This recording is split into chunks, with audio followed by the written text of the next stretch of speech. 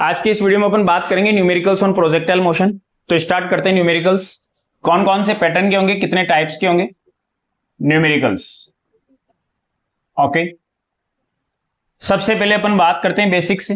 Let us suppose हमारे पास एक particle है जिसको कोई ना कोई इनिशियल वेलोसिटी u है, जिसके थ्रू अपन ने उसको थ्रो किया है। इनिशियल वेलोसिटी मान लो u है, कोई भी वैल्यू मान लो इसकी। लेट अस सपोज मैंने ले लिया वेलोसिटी दे रखी है 20√2 मीटर पर सेकेंड, और इस पार्टिकल को अपन ने थ्रो किया है, और मान लेते हैं कि थीटा डिग्री पे अपन ने इसको थ्रो किया है। तो थीटा डिग्री पे अपन ने हॉरिजॉन्टल से थीटा डिग्री बनाते हुए इसको थ्रो किया है। थीटा की वैल्यू कुछ भी मान लेते हैं, लेट अस सपोज मैंने मान लिया 45 डिग्री से अपन ने इसको थ्रो किया है, और आपसे पूछा कि इसका टाइम ऑफ लाइट बताइए। और हो सकता है कि आपसे ये पूछ लिया कि रेंज बताइए, मैक्सिमम हाइट बताइए, या फिर आपसे पूछ लिया कि फाइनल वेलोसिटी बताइए। कोई सा भी डेटा आपसे पूछ सकता है। तो सबसे पहले स्टार्ट करते हैं। अगर अपन डायग्राम की बात करें तो ये हमारा हॉरिजॉन्टल है, यानी कि ये हमारा सरफेस है, और इस सरफेस से थीटा डिग्री पे यानी कि 45 डिग्री पे एक पार्टिकल को थ्रो किया है। तो ग्राउंड से यानी कि हॉरिजॉन्टल से 45 डिग्री पर, यानी कि ये रहा 45 डिग्री, यहां से अपन एक पार्टिकल को थ्रो किया है जिसकी वेलोसिटी है हमारे पास 20√2। इस वेलोसिटी से थ्रो किया है, यानी कि ऐसे अपन ने थ्रो किया है 20√2 से, और ग्राउंड से हॉरिजॉन्टल से 45 डिग्री पे। तो नो डाउट इसका जो पाथ होगा कुछ इस तरीके से होगा, और ये यहां जाके हिट करेगा। ओके, अगर बात करते हैं अपन टाइम ऑफ फ्लाइट की, तो टाइम ऑफ फ्लाइट का फॉर्मूला हमारे पास ऑलरेडी है। टाइम ऑफ फ्लाइट होता है 2u sin θ/g। ये बेसिक है, यानी कि नॉर्मली फॉर्मूला आपके पास है, put the value and get the answer. 2u की वैल्यू अपन को दे रखी है 20√2, साइन थीटा यानी कि साइन 45 1/√2, और यहां पर नीचे g की वैल्यू दे रखी है 10। 0 से 0 कैंसिल आउट कर दिया, √2 से √2, तो आंसर आएगा हमारे पास 4 सेकेंड। आंसर आया हमारे पास 4 सेकेंड। ये टाइम ऑफ फ्लाइट हो गया। अब मान लेते हैं रेंज। अगर आपसे रेंज पूछी है दैट इज हॉरिजॉन्टल रेंज, तो रेंज का फॉर्मूला हमारे पास क्या होता है? रेंज का फॉर्मूला होता है u² sin 2θ/g। रेंज का formula u² sin 2θ/g। u हमारे पास कितना है? तो u हमारे पास है 20√2, इसका स्क्वायर करेंगे तो 20√2, इसका स्क्वायर किया, sin 2θ, तो sin 2θ, तो थीटा की वैल्यू हमारे पास 45 डिग्री है, तो 45 से 2 से यानी कि 90, sin 91 बन जाएगा। डिवाइडेड बाई अपन ने किया g की वैल्यू 10, ये हमारे पास हो जाएगा 20 मल्टीप्लाई 20, और √2 का हो जाएगा हमारे पास 2, और डिवाइडेड बाई हमारे पास हो जाएगा 10। 0 से 0 कैंसिल आउट किया, 2 2 जा 4, 8 और 80, तो आंसर आया सर 80 मीटर। ये इसकी रेंज आ जाएगी। अब मान लो कि आपसे बोल दिया कि इसकी मैक्सिमम हाइट बताइए, तो सर मैक्सिमम हाइट का जो फॉर्मूला है Hmax, ये अपन ने निकाला था। Hmax हमारे पास क्या होता है? u² sin² θ/2g। Hmax हमारे पास ये होता है।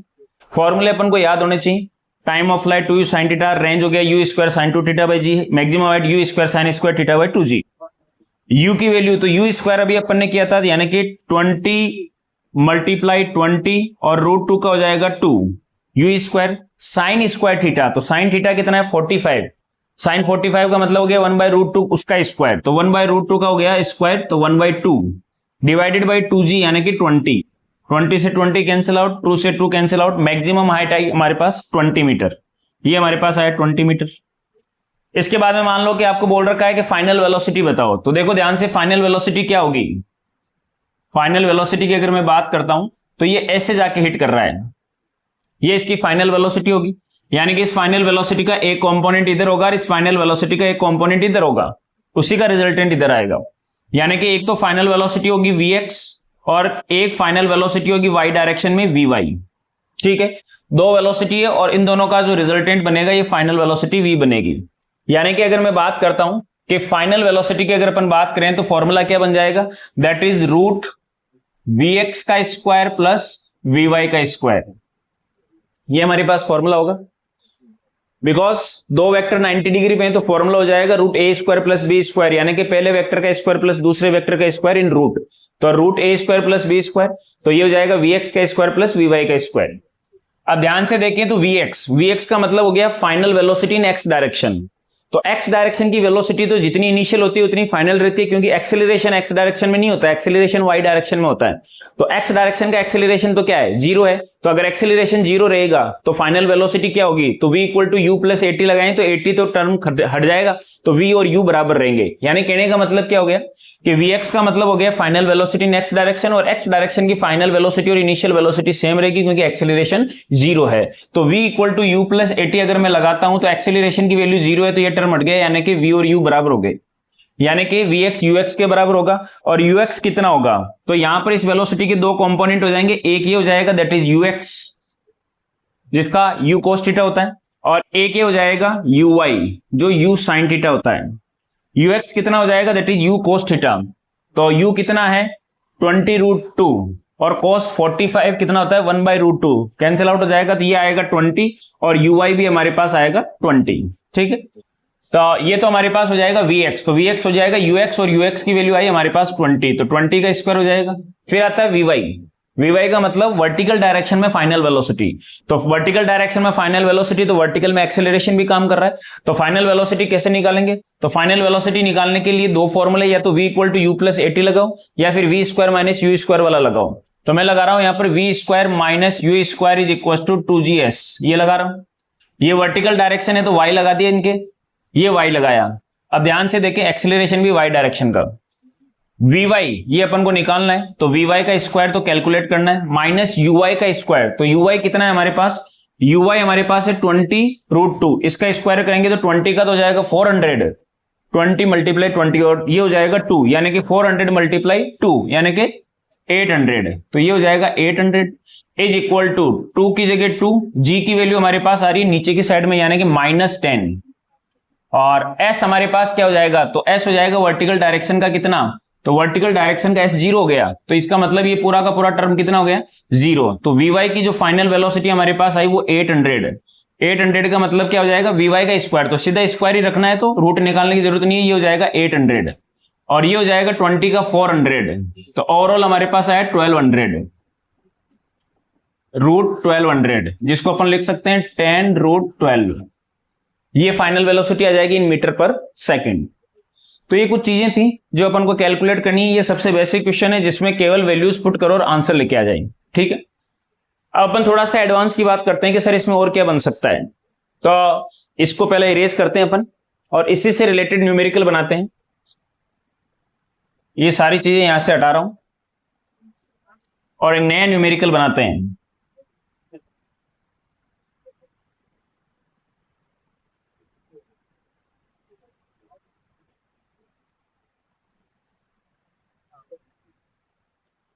ओके,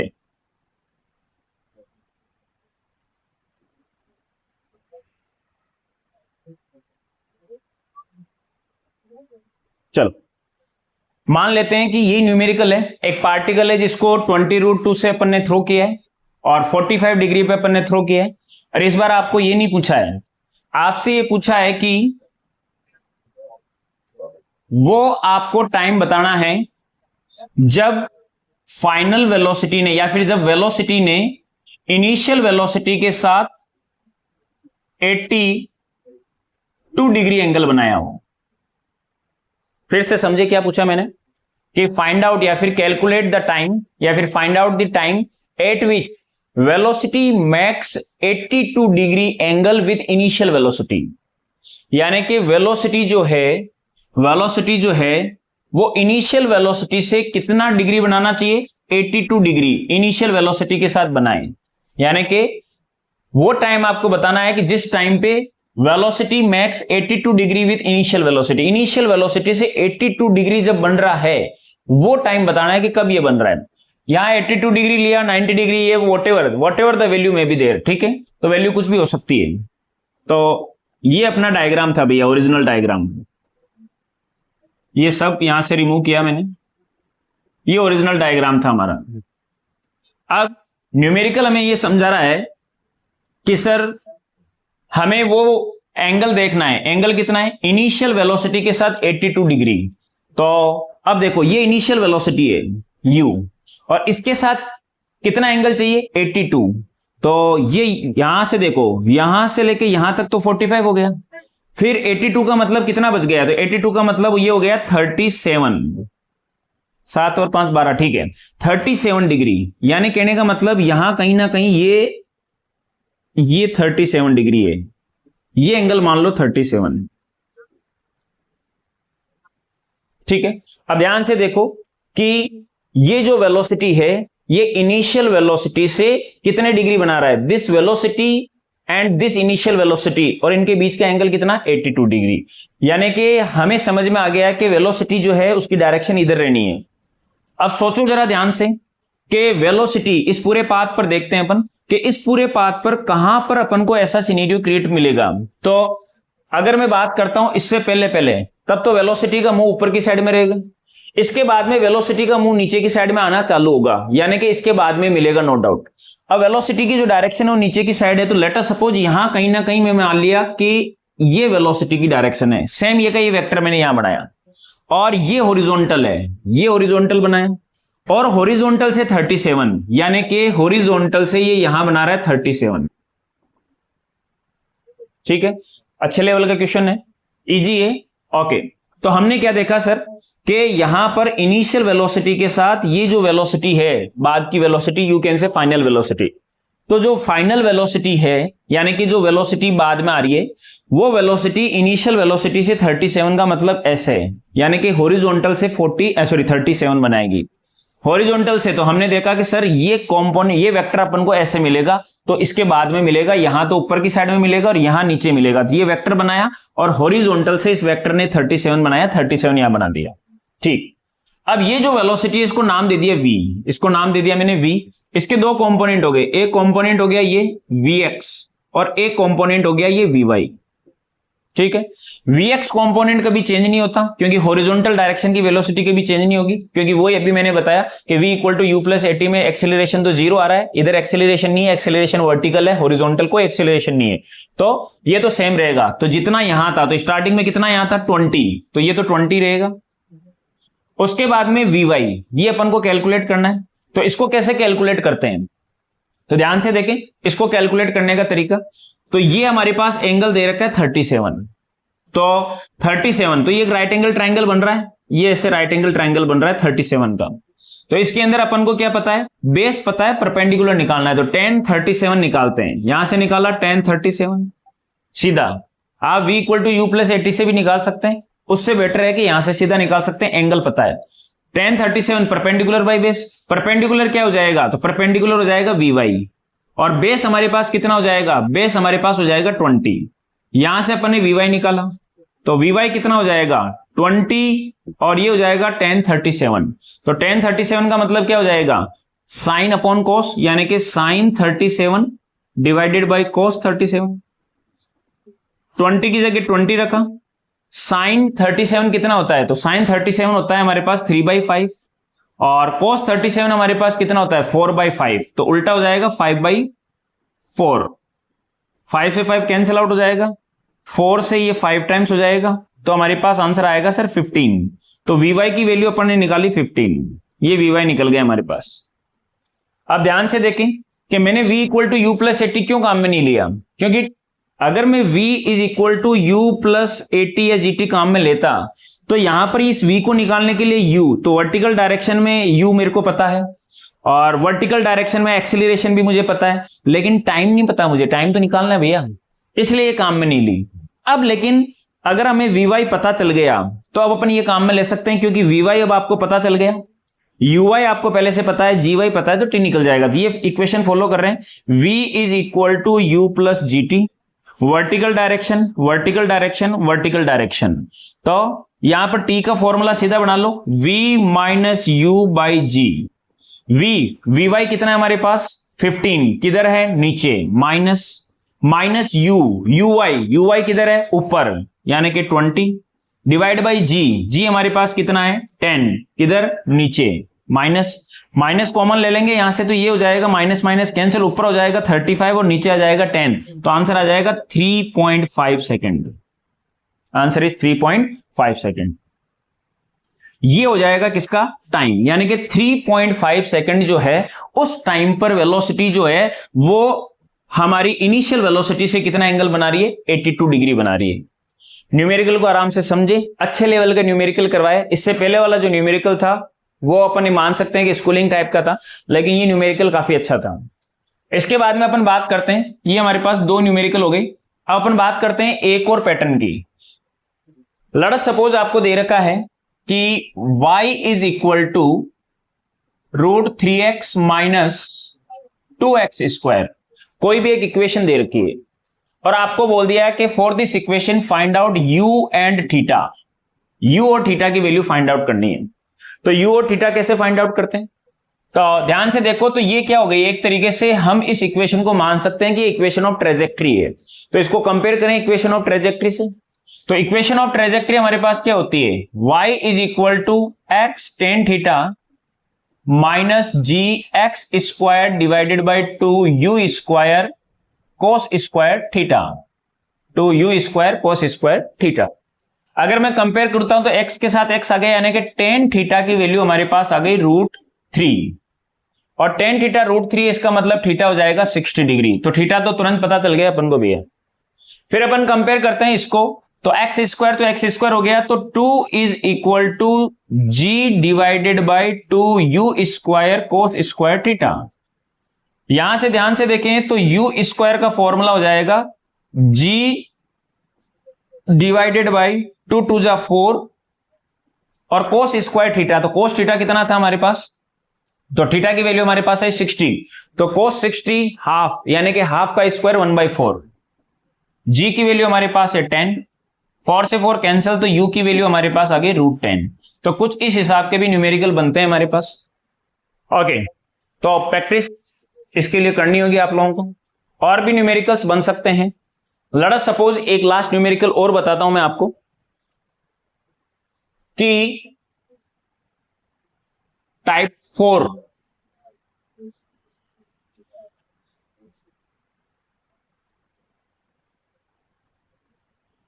ध्यान से देखें, मान लो कि आपको बोल रखा है कि एक पार्टिकल है, फिर से उसको आपने थ्रो किया।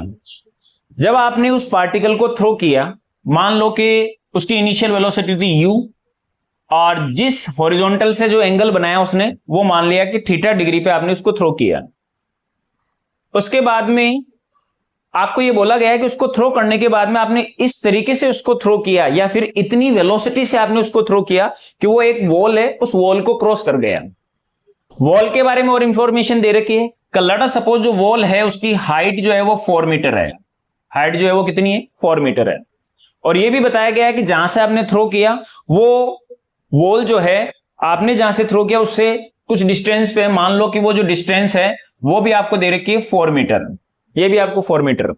तो ओवरऑल अगर डायग्राम बनाऊं तो मैं क्या कह सकता हूं, ये ग्राउंड है, और ग्राउंड से यहां से अपन ने एक u वेलोसिटी से किसी पार्टिकल को थ्रो किया, जो कि थीटा डिग्री पे थ्रो किया, और ये पार्टिकल जो है एक वॉल है, उस वॉल को क्रॉस कर रहा है। तो पहले डायग्राम कंप्लीट करते हैं। ऐसे गया, तो मान लेते हैं कि यहां पर वॉल थी, ये वॉल है, इस वॉल को ऐसे क्रॉस करके आगे चला गया। ये जहां से आपने थ्रो किया वहां से 4 मीटर पे है, और इसकी हाइट भी 4 मीटर है।